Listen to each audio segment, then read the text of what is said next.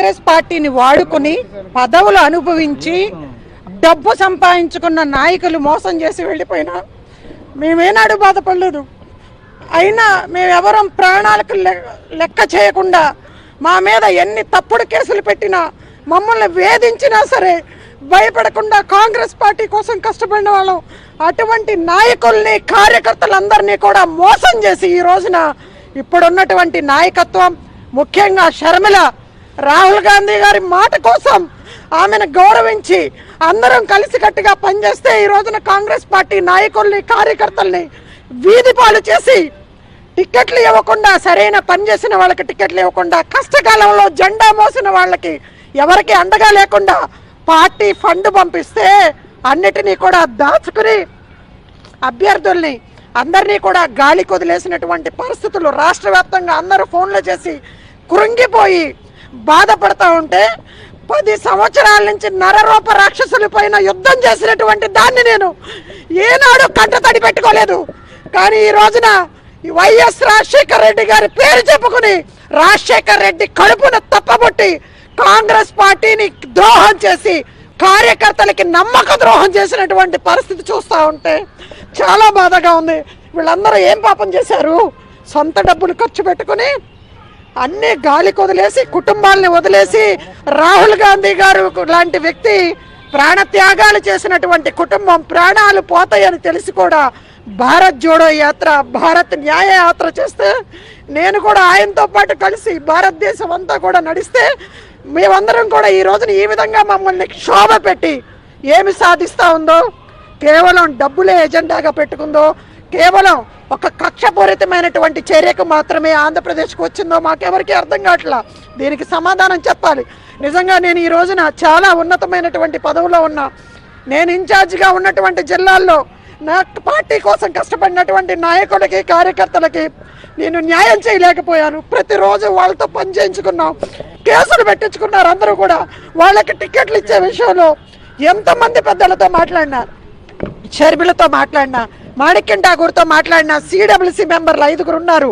ఇంకా పార్టీ పెద్దలు కేంద్ర మంత్రులుగా చేసిన వాళ్ళు ఉన్నారు, మాజీ రాష్ట్ర మంత్రులుగా చేసిన వాళ్ళు ఉన్నారు. వాళ్ళందరికీ ఫోన్లు చేసి సార్ వాళ్ళందరికీ న్యాయం చేయాలి అంటే ఒక్కళ్ళు కూడా పట్టించుకోకుండా ఈ విధంగా క్యాడర్ని మొత్తం గాలి కొదిలేసినటువంటి పరిస్థితి చూస్తూ ఉంటే చాలా బాధగా ఉంది. నేను మనస్తాపం చెంది నేను రాష్ట్రానికి వర్కింగ్ ప్రెసిడెంట్గా ఉన్న పదవికి కూడా నేను రాజీనామా చేయడానికి సిద్ధంగా ఉన్నాను. ఈ బాధ్యత వహిస్తూ నేను పార్టీ క్యాడర్కి న్యాయం చేయలేకపోయాను. నేను ఎవరికి కూడా నేను అండగా నిలబడలేకపోయాను. ఎలక్షన్ టైంలో నేను సిద్ధంగా ఉన్నాను. ఇంతమంది కాంగ్రెస్ పార్టీ నాయకులకి, కార్యకర్తలకి ద్రోహం చేసినటువంటి పిసిసి ప్రెసిడెంట్గా వ్యవహరిస్తున్నటువంటి షర్మిల బాధ్యత వహించి రాజీనామా చేయాలని కూడా డిమాండ్ చేస్తూ ఉన్నాం. పార్టీ కార్యకర్త అభ్యర్థులు ఎవరికి కూడా సకాలంలో జెండాలు కానీ మెటీరియల్ కానీ అందించలేదు. 2014-19లో కూడా చూసాం. ఎందుకంటే దారుణమైనటువంటి పరిస్థితులు. రాహుల్ గాంధీ గారి భారత్ జోడో యాత్ర తర్వాత విపరీతమైన గ్రాఫ్ పెరిగిపోయి ఈ రోజున భారతదేశంలో రాహుల్ గాంధీ గారు ఒక్క మగాడు ధైర్యంగా నరేంద్ర మోడీకి వ్యతిరేకంగా నిలబడితే చాలా గౌరవంగా ప్రతిపక్షంగా, చాలా బలమైనటువంటి ప్రతిపక్షంగా ఈ రోజున ధీటుగా సీట్లు వచ్చినటువంటి సందర్భం చూస్తున్నాం. కానీ సొంత కార్యకర్తలకి, నాయకుల్ని మనం ఈ రోజున ఈ విధంగా వేధించి క్షోభకు గురి చేసి ఏం సాధిస్తామో ఇక్కడ ఉన్నటువంటి నాయకత్వమే సమాధానం చెప్పాలి. పైగా పార్టీ ఫండ్ వస్తే దాన్ని కూడా ఏ ఒక్క అభ్యర్థికి కూడా, పేదవాళ్ళు ఉన్నారండి కాంగ్రెస్ పార్టీలో, కుటుంబానికి ఖర్చు పెట్టి పిల్లల కోసం ఖర్చు పెట్టవలసినటువంటి డబ్బులను తీసుకొచ్చి కాంగ్రెస్ పార్టీ కోసం ఖర్చు పెట్టారు, కేసులు పెట్టించుకున్నారు, వేధించబడ్డారు. అటువంటి వాళ్ళకి ఒక్క రూపాయి కూడా ఇవ్వకుండా కేవలం పెద్ద పెద్ద నాయకులకు మాత్రమే ఫండ్ ఇచ్చిందంట.